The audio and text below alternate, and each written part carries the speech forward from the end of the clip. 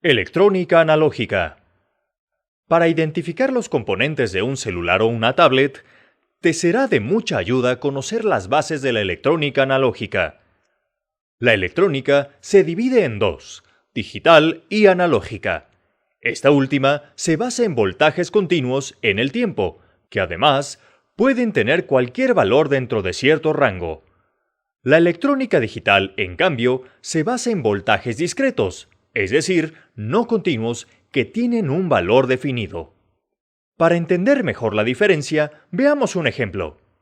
La perilla de volumen de un radio antiguo es analógica. Con ella se puede variar el sonido en el rango de 0 a 80 decibeles. Al girarla, provoca un cambio continuo de valores que pueden ser exactos o intermedios, por ejemplo, 33.2, 40 o 50.7. Los botones de volumen de una tablet son digitales.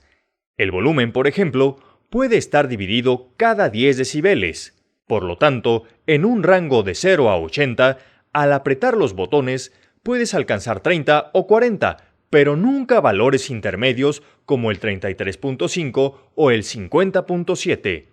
Como puedes ver, en la electrónica analógica, los valores no están bien definidos y en la digital, sí. Existen componentes básicos dentro de la electrónica analógica que manipulan la energía eléctrica. El resistor es una pieza que se opone al flujo de corriente.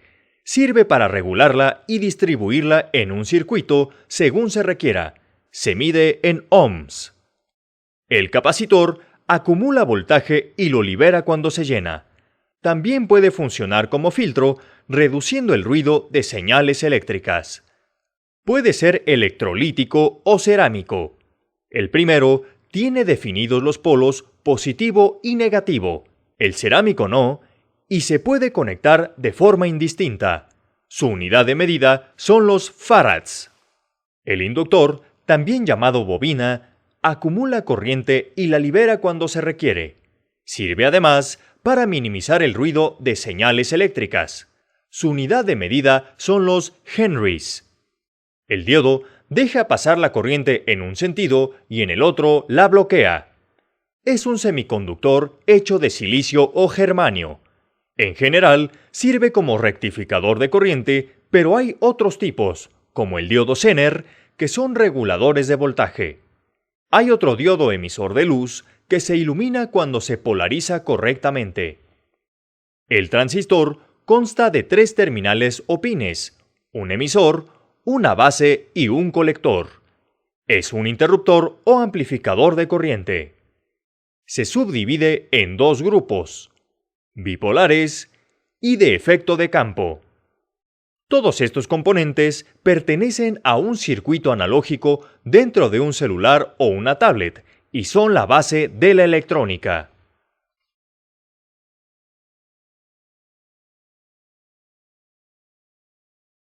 Electrónica digital. Todos los celulares y las tablets tienen componentes electrónicos digitales. Conocerlos te ayudará al momento de hacer tus reparaciones. En el circuito interno de un celular, cuya fuente de voltaje es fija, si un LED está prendido, tiene 5 volts, y si está apagado, tiene 0. En electrónica digital, a esto se le conoce como estados, denominados 1 lógico y 0 lógico, respectivamente. Estos valores están bien definidos y no cambian. Existen 2 familias lógicas en los circuitos electrónicos digitales: TTL y CMOS. TTL trabaja con 0 y 5 volts. Este grupo de componentes basa su funcionamiento en transistores BJT. CMOS usa 0 y 12 volts. Está construido con transistores tipo MOSFET, que cambian de un estado lógico a otro con rapidez. Ambas familias también trabajan con 1.5 o 3 volts como estado 1 lógico. Los circuitos CMOS son sensibles a la electricidad estática, que puede quemarlos internamente. Esta es la razón por la que se debe utilizar una pulsera antiestática al manipularlos. Existen varios componentes de la electrónica digital. En un código binario de 0 y 1, hay componentes que combinan estos estados. Tal es el caso de las compuertas lógicas, que obtienen una salida específica dependiendo de las entradas. Las principales compuertas son NOT, AND y OR. Internamente están hechas de transistores y son la base de la electrónica digital. Combinando compuertas lógicas, se obtienen los llamados flip-flops, que son circuitos que mantienen un estado lógico. Esto los convierte en las memorias más simples. Hay varios tipos, cada uno tiene diferente respuesta a los estados de entrada. Como los flip-flops son discretos, para funcionar necesitan cambios de estado cada cierto tiempo. Para ello se utiliza un generador de pulsos, que por lo regular es un cristal de cuarzo. Cuando éste se somete a presión, emite una señal periódica, es decir, pulsos de voltaje millones de veces en un segundo. A esto se debe la alta velocidad de procesamiento en tablets y celulares. Las señales periódicas tienen dos características principales: amplitud y longitud. La primera está determinada por el voltaje de la onda. La longitud se define con la frecuencia, la cual depende del tiempo en que la onda se completa. Por ejemplo, una frecuencia de 20 MHz es una onda que se completa y se repite 20 millones de veces en un segundo.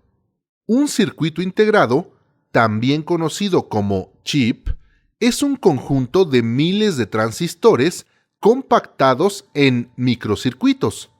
Se fabrican en placas de material semiconductor en una o varias capas. Pueden ser desde compuertas lógicas simples hasta microprocesadores complejos.